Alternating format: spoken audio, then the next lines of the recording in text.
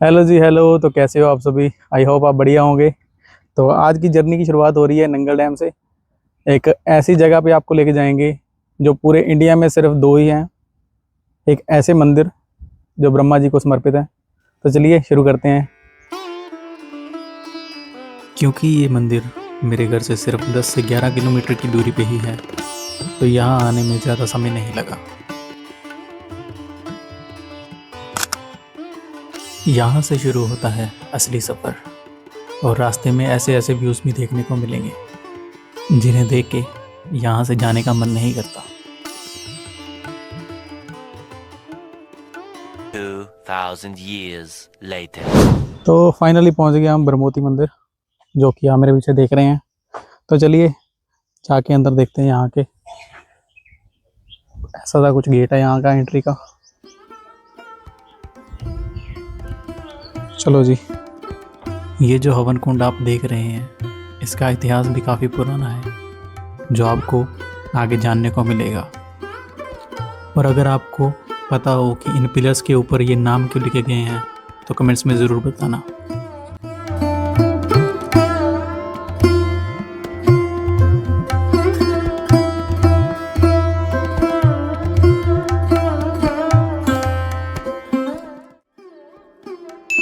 इस मंदिर से मेरी बचपन की बहुत सी यादें जुड़ी हैं।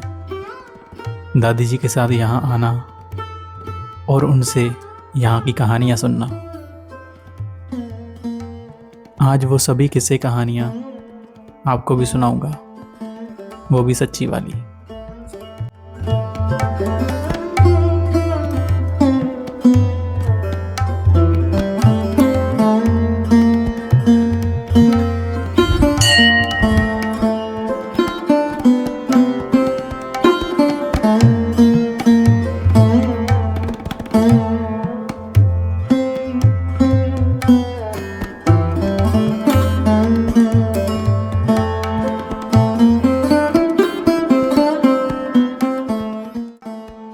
उससे पहले अगर बात करूं, तो पहले से काफ़ी कुछ बदल गया है इधर। मतलब यहाँ का स्ट्रक्चर और भी ज़्यादा खूबसूरत हो गया है। पर एक चीज़ है जो आज तक नहीं बदली, वो है यहाँ का सुकून।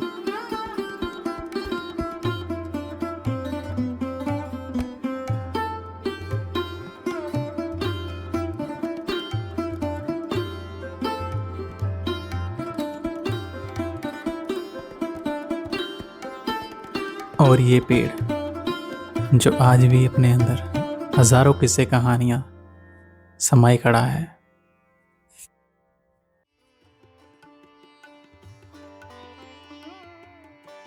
तो जैसे कि अभी तक आपने देखा, ये जो मंदिर है, ऐसे सिर्फ दो ही मंदिर हैं पूरे विश्व भारत में। एक है पुष्कर राजस्थान में, और दूसरा है यहाँ ब्रह्मोती नियर नंगल डैम। तो अगर इस मंदिर के इतिहास की बात करें, तो इसे छोटा हरिद्वार कहा जाता है। ऐसा क्यों है, ये जानने के लिए सुनते हैं यहाँ के महाराज जी से। यहाँ पर देखो, ये प्राचीन ब्रह्मा जी का स्थान है। ब्रह्मा आहुति के नाम से प्रसिद्ध है ये। और ये स्थान जो है हिमाचल प्रदेश डिस्ट्रिक्ट ऊना में पड़ता है, और साथ में ही सतलुज नदी जा रही है। देखो, इस जगह, ये जो जगह है, ये जो ब्रह्मा जी का स्थान है, इस जगह पर ब्रह्मा जी ने तप किया है। ब्रह्मा जी की तपस्थली है। क्योंकि देखो, सामने नैना देवी शक्तिपीठ पड़ती है। उनकी ने एक कथा थी, वो पढ़ के देखना, उसके बीच में आपको यहाँ का जिक्र मिलेगा। वैसे ये 3-4 मंदिर हैं। ये ब्रह्मा जी का, एक तो डिस्ट्रिक्ट रोपड़ में चले जाओ, जटवाड़ भगवान शिव का मंदिर है, उनका भी इतिहास है। एक शाहतलाई बाबा बालकनाथ जी के लिए जाते हैं, वहाँ पर बिचरीपुर नाम की जगह है, एक उसका भी इतिहास है। जो एक कीर्तपुर से बिलासपुर रोड गया, तो स्वार घाट जंगल में एक भगवती काली का मंदिर है। ये जो 4 मंदिर है, बोलते शक्तिपीठ के 4 द्वार हैं। ये जो है पश्चिम द्वार है ब्रह्मा जी का। इसका जो क्षेत्रफल है 12.5 योजन तक फैला हुआ है। एक योजन 12 किलोमीटर का होता है। आप हिसाब लगा लो कि बिलासपुर से लेके भाखड़ा, ये ब्रह्मा जी का स्थान आ गई, भगवत साहब, अनंतपुर साहब, कीर्तपुर साहब, ये सब जितनी भी चली गई, सब देवी देवताओं की तपस्थलियाँ चली गई है। यहाँ पर देखो, ब्रह्मा जी के साथ गंगा जी की मूर्ति है और भगवान शंकर है साथ में। देखो, गंगा जी का भी या तो देखो हरिद्वार में ही है, या तो यहाँ पर है। क्योंकि जो हरिद्वार वाली गंगा जी है, राजा सगर के पुत्र मारे गए थे गंगा सागर में, तब जाके उनकी कई पीढ़ियां तप करती मर गई, लेकिन राजा भागीरथ हुए, उन्होंने तप किया, स्वर्ग से गंगा जी को ले आए, गौमुख में गंगा जी का प्रादुर्भाव हुआ, आ गया कि राजा भागीरथ पीछे पीछे गंगा कई तीर्थों में होती हुई, और जो वहाँ पर जो मारे गए थे पुत्र उनकी ढेरियाँ पड़ी थी, तब वो स्पर्श हुआ, तब जाके उनका उद्धार हुआ था।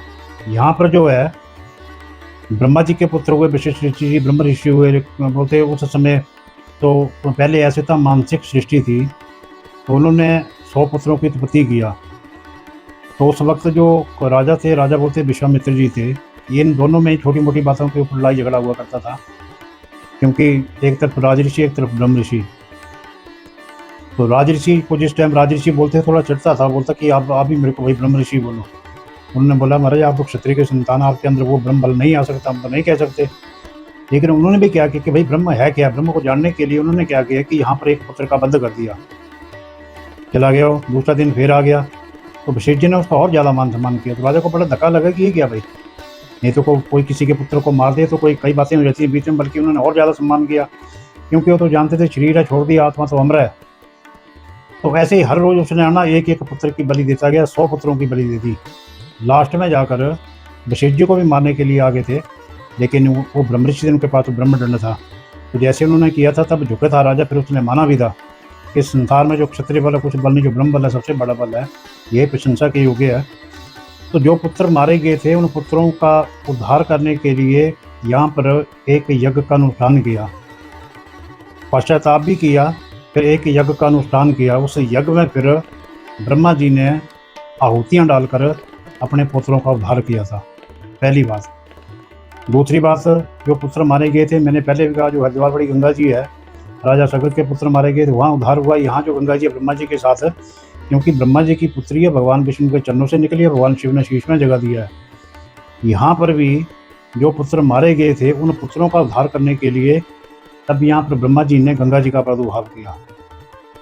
आगे यहाँ 2.5 पौड़ी, जैसे बोलते हैं कि भाई हरिद्वार है वहाँ 5 पौड़ी, यहाँ 2.5 पौड़ी बन पाई, क्योंकि देखो अब तो चलो काफ़ी पानी का फैलाव हो गया, पहले इतना फैलाव नहीं था, क्योंकि नंगल डैम बन गया, भाखड़ा डैम बन गया, पानी काफ़ी फैलाव हो गया। तो बोलते हो जो पहले जो पौड़ियाँ थी 2.5 पौड़ी पहले दिखाई भी देती है, लेकिन अब पानी के बीच में आ गई हो। तो यहाँ पर जिस वक्त पांडवों का अज्ञातवास था, तो अज्ञातवास उन्होंने राजा विराट की नगरी में बिताया। तो बोलते हैं राजा विराट की जो नगरी है, मुकेरियन दसुआ से लेकर इतनी बड़ी बड़ी भारी विरासतें पड़ती थी वो, लेकिन उन्होंने जो भी कार्य करना रात को करना, बड़े ध्यानपूर्वक करना कि कोई देख ना ले, अगर पहचान कोई लेता तो उनको और 12 साल का वनवास काटना पड़ना था। तो बोलते जिस वक्त वो अपना कार्य कर रहे थे तो वो रात का कभी मेरे कर कोई 2-2:30 बजे का समय हुआ होगा, कोई ना कोई उठ गया। तो उन्होंने बोला कि महाराज कोई ना कोई उठ गया, क्योंकि लोगों की आवाज़ आने लग पड़ी थी, जैसे पुराने सियाने होते थे ना, सुबह सुबह उठ जाते थे जल्दी वो। उन्होंने बोला पता नहीं सुबह ना होगी, क्योंकि चलो आजकल तो उसमें पता है घड़ी है, सबको पता लग जाता है, लेकिन उस वक्त ऐसा नहीं पता चल पाता था। तो उस वक्त बोलते जब इनको पता चला उस वक्त 2.5 पौड़ी बन पाई थी वो, फिर वो 2.5 पौड़ी फिर उसके बाद यहाँ से वो चली गई वो। यहाँ पे अगर देखा जाए मंदिर की सराउंडिंग को, एक साइड पे ऊंचे ऊंचे पहाड़ और दूसरी साइड पे इतनी शांत सतलुज रिवर। ये जो रिवर आप मेरे पीछे देख रहे हैं ये सीधी भाखड़ा डैम से होते हुए नंगल डैम तक जाती है और फिर वहाँ से होते हुए राजस्थान तक। क्योंकि इसे छोटा हरिद्वार कहा जाता है तो इसलिए कुछ लोग यहाँ पे भी अस्थियों का विसर्जन करते हैं।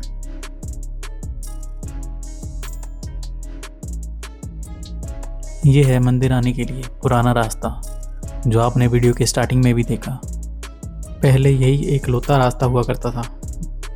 तो हाँ जी गाइज़, अभी आपने पूरी वीडियो में देखा, यहाँ की हिस्ट्री के बारे में देखा, सुना पंडित जी से। तो ऐसी और वीडियोस के लिए लाइक करें, शेयर करें, अपने फ्रेंड्स के साथ सब्सक्राइब करें। तो मिलते हैं अगले ब्लॉग में। ओके जी, बाय बाय।